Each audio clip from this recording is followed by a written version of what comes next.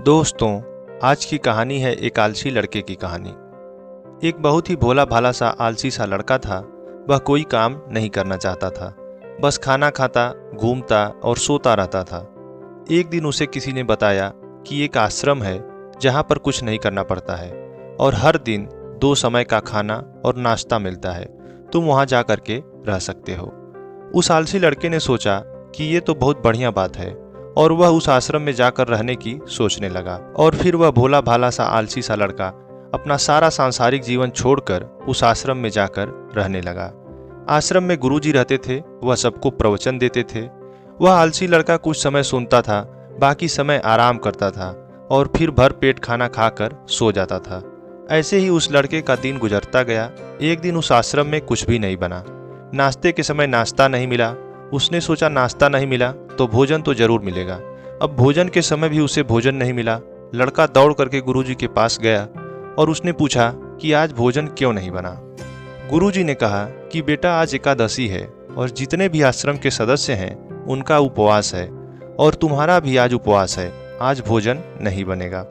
वह आलसी लड़का था, उसे भूख भी बहुत लगती थी।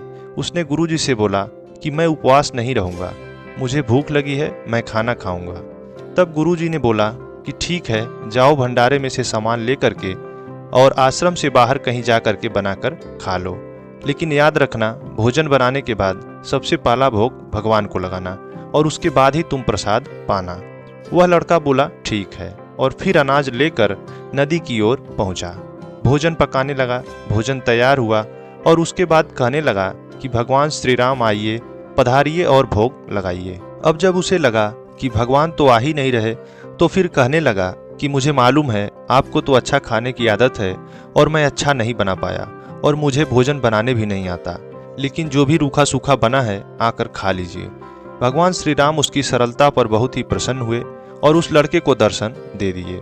उसने देखा कि भगवान श्री राम आए हुए हैं और उनके साथ में माता सीता भी आई हुई हैं। लेकिन लड़के ने सिर्फ 2 ही लोगों के लिए भोजन बनाया था, एक अपने लिए और दूसरा भगवान के लिए।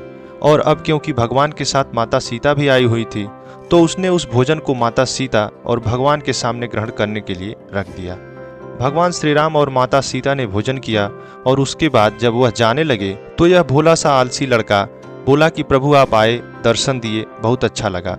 मुझे खाने को कुछ नहीं मिला, कोई बात नहीं, लेकिन आपसे एक विनती है कि अगली बार जब आप आएंगे तो कितने लोग आएंगे ये बता दीजिएगा, ताकि मैं उतने लोगों के लिए भोजन बनाकर रखा रहूं।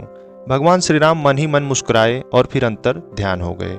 लड़का आश्रम गया। दिन बीतता गया और फिर एकादशी का दिन आया और इस बार वह 3-4 लोगों के लिए अनाज लेकर के खाना बनाने के लिए नदी के किनारे पहुंच गया और उसने बहुत ही प्रसन्नता से भोजन बनाया और इंतजार करने लगा कि प्रभु आइए और भोग लगाइए। इस बार लड़का देखता है कि भगवान श्री राम पूरा राम दरबार लेकर आए हैं, जैसे माता सीता, लक्ष्मण, भरत, हनुमान जी और भी बाकी सभी लोग आए हुए हैं। लड़के ने 3-4 लोगों का भोजन बनाया था और इस बार भी भोजन कम पड़ गया। लड़के ने निराश होकर भोजन को प्रभु के आगे रख दिया और उन्होंने भोजन किया और फिर चले गए। इस बार भी लड़का फिर से भूखा रह गया। अब लड़का फिर आश्रम गया। दिन बीतता गया और फिर से एक बार एकादशी का दिन आ गया और इस बार गुरुजी से कहने लगा कि गुरुजी, मुझे इस बार थोड़ा ज़्यादा अनाज दीजिए। गुरुजी सोचने लगे कि यह इतना सारा अनाज का करता क्या है, कहीं इसे बेचता तो नहीं है। फिर उन्होंने कहा कि ठीक है, भूख से परेशान रहता है। लड़के ने कहा नहीं गुरुजी, मैं भूख से परेशान नहीं रहता हूँ। प्रभु के साथ बहुत से लोग आ जाते हैं, उनको भी तो भोजन कराना पड़ता है। गुरुजी को लगा कि लड़का पागल हो गया है, लेकिन गुरुजी ने सोचा कि चलो चलकर एक बार देखते हैं कि लड़का इस अनाज का करता क्या है। वह भोला सा लड़का अनाज लेकर के नदी के किनारे पहुंचा और इस बार भोजन बनाया नहीं। उसने सोचा कि प्रभु हर बार ज़्यादा लोगों को लेकर आते हैं, इस बार वह जितने भी आएंगे खुद बना करके भोग लगा लेंगे और फिर प्रेम से प्रभु को बुलाने लगा। गुरुजी ये सब छुप करके देख रहे थे। भोजन तो बनाया नहीं और प्रभु को बुला रहा है, लेकिन लड़के ने देखा कि इस बार प्रभु के साथ बहुत से लोग आए हुए हैं तो उसने प्रभु के सामने हाथ जोड़ करके कहा कि प्रभु माफ़ करना, आप बहुत सारे लोग आते हो, मुझे संख्या पता नहीं होती है और मेरी हिम्मत भी नहीं होती है कि इतने सारे लोगों के लिए भोजन बनाऊं। आप स्वयं आइए, बनाइए, खाइए और भोग लगाइए। प्रभु मुस्कुराते हैं और अपने साथ आए सभी लोगों के साथ मिल करके भोजन बनाते हैं। गुरुजी ये सब छुप करके देखते हैं और फिर लड़के के पास आकर कहते हैं कि तुम ये क्या कर रहे हो। लड़का कहता है कि गुरुजी, आपको दिख नहीं रहा, भगवान श्री राम पधार चुके हैं, माता सीता आई हुई हैं, हनुमान जी आए हैं और भी सभी लोग आए हुए हैं, भोजन बन रहा है।